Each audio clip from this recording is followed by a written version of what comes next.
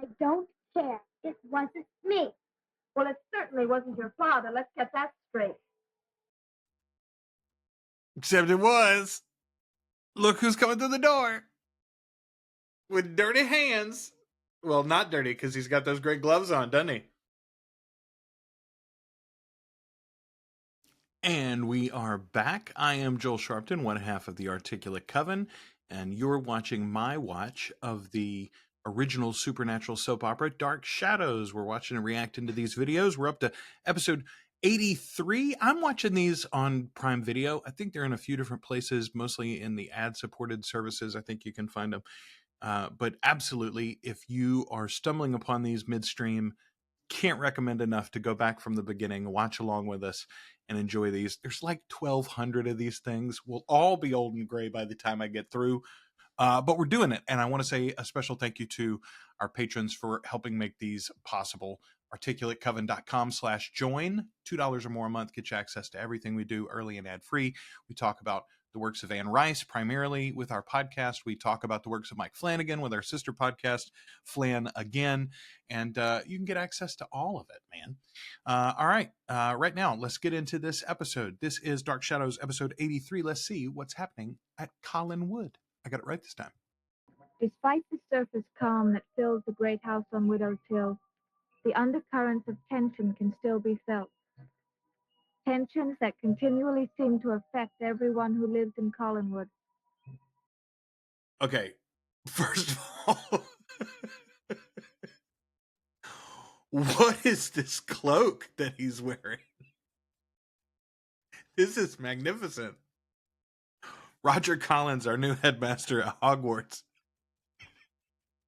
I'm here to teach the dark arts. I mean, protection against the dark arts. That I seem unable to avoid.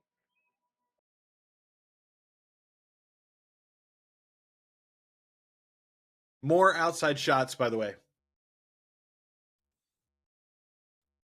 I know, I put it right there. I think I did. Nobody would just walk in here and take the pen. Oh, but they would. Oh, but they did, Victoria. Oh, but they did.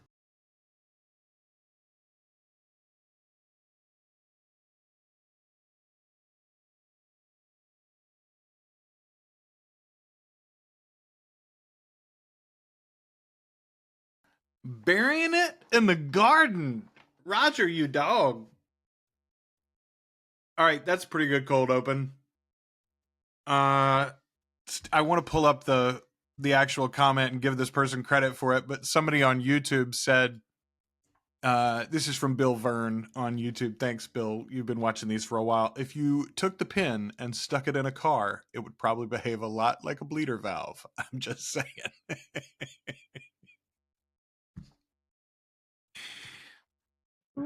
Not in there. Maybe it got mixed up with your things over here. Please help me look for it, David. What for? It's not here. Oh, David's going to get to blame on this one, I bet. And he is not to blame. You think I took it? No, I don't think so. I think you might have borrowed it. I didn't steal your pen. I'm not going to like this episode because it's making me root for David. This poor kid. I mean, he's a terrible kid in so many ways, but like, he didn't do this. His daddy did. I don't care. It wasn't me. Well, it certainly wasn't your father. Let's get that straight.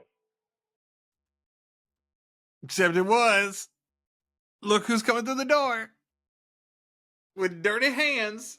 Well, not dirty because he's got those great gloves on, doesn't he? David, did you take her pen? No. Well, that's good enough for me, son. I should think it would be good enough for you. When you have a chance, Vicky, I'd like to see you in the drawing room. First of all, I want to acknowledge it. I wondered if it was just for the opening of the episode, but so far this whole episode has had a particularly bad sound. I think we've had a couple of these so far in the run. I know these are ancient materials, and at the time that they were being shot, especially, no one thought about keeping them around in perpetuity, I don't think. So they weren't probably stored as best as possible. some of you that have watched and followed the show closely or more closely than I over the years, you could probably tell me in the comments. Are there better transfers of this out there somewhere than what we are seeing on these streaming services? Are any of the DVDs better than this, et cetera, et cetera?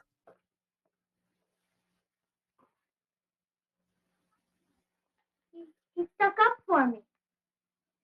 I know. You see, thought he was your friend. And he isn't. He is not. I thought for a minute what they were going to do is have David see through the subterfuge, so to speak, and show us, wait a minute, he stuck up for me. He never does that. He must have taken the pen. I forgot that the Collins cannery deals only in sardines. Little fish, Maggie, from which big money is made, and it's all poured into a dead castle on a dead hill. This is one of Joe Haskell, the poet here.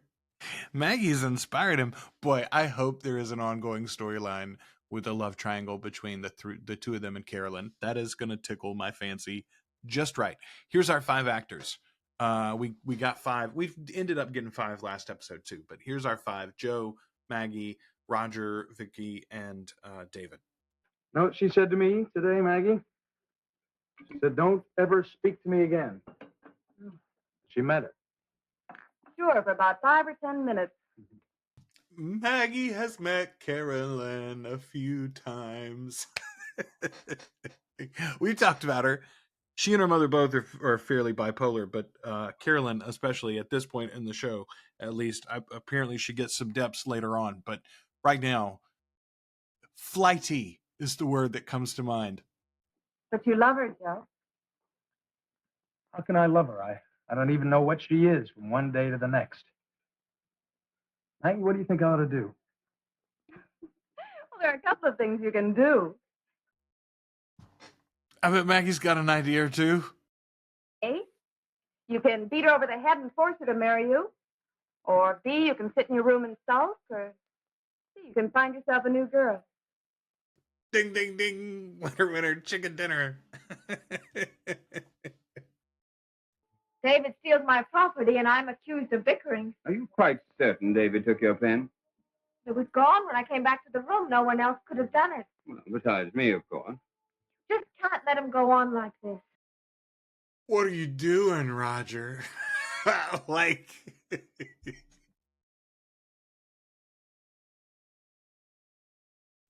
Why would you put that in her head and reinforce what David said?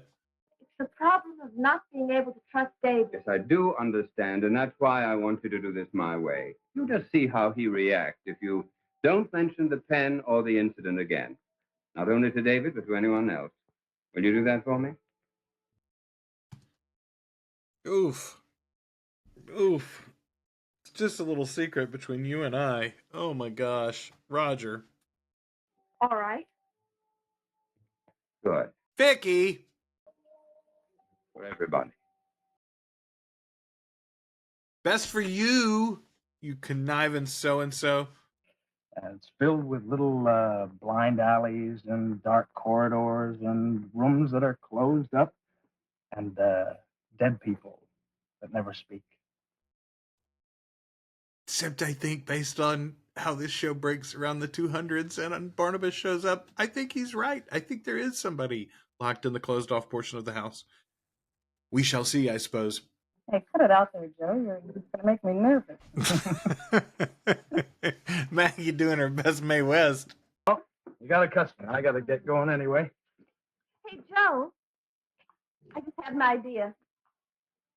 How about taking potluck with my dad and me tonight? I mean, if you haven't anything better planned. Thanks, Maggie. But, well, I don't know whether I'm going to be free. We'll be cooking dinner anyway, so if you change your mind, why don't you just give me a call? Maybe I'll do that.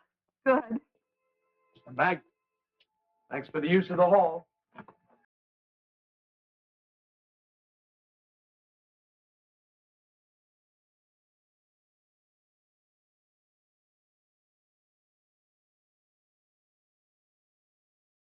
Okay, I think that's probably the first time that an extra has ever been like the motivating factor to end or start a scene so far in the show. One of the few, if not the only. Interesting though. I have a theory, David. I think it was one of those ghost friends that you have. That's what I told Miss Winters, but she wouldn't believe me. Well, it's all over now, David. No, it's not. Maybe I won't tell anybody, but I'm going to get even. And nobody's going to stop me. Why should I stop you? I think this matter should be settled between you and Miss Winters.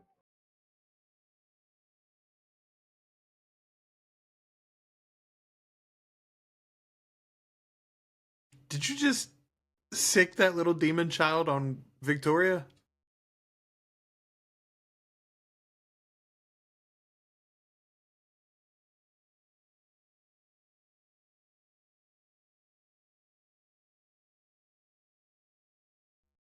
I've got this video of my oldest son. He's 17 right now. And in this video, he was probably 3.5 or so, maybe 4. And he still, talked like a little kid. And he's shining a flashlight on his face. And he says, "It was a dark night. It was a stormy night." That's what Miss Winters is going through here. Listen, Vicky, did she say anything to you before she left about me? I mean, No, she was very upset. She said a lot of things. Some of the things she meant, some she didn't mean. She was very confused. amen. She said that Neither one of them going to acknowledge that somebody drops a can light off stage. and I know she'll be happy to see you. I'm sorry, Vicky. I resigned from the Idiots Union. I was only kidding. Well, I wasn't. Besides, I got to get home and shave and change my clothes. I've got a dinner date tonight. See you around.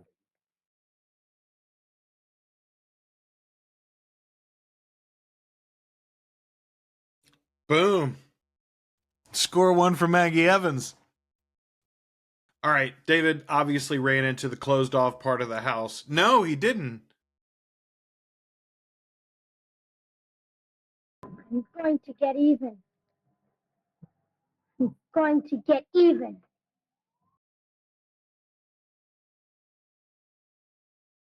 Yeah, I thought he meant he was going to get her in with the ghosties and ghoulies. See? If you want your pen, you have to come. This is ridiculous. The only way you'll get your pen.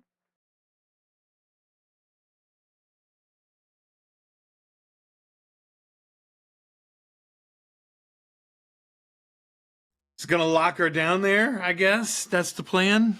He's going to push her down the stairs. I don't know. It'll have to wait till tomorrow, folks. And for you all, it will have to wait either until next week, or if you're watching these on YouTube, you could go right now, articulatecoven.com/join, $2 or more a month, get you access to everything we do early and ad-free, and you'd get the next 3 videos right now over there. Thanks to all our patrons for making this happen, and enjoy all the extra content that you guys are getting right now. We're making a lot of videos for the season 3 teases for the interview with the vampire, which is now the Vampire Lestat, but also Talamasca, which is going to premiere in October 26th on AMC and AMC Plus, and we'll be covering that show from the very beginning each and every week, and everything else that goes on in Anne Rice's Immortal Universe on AMC. All right, thanks. We'll see you again soon.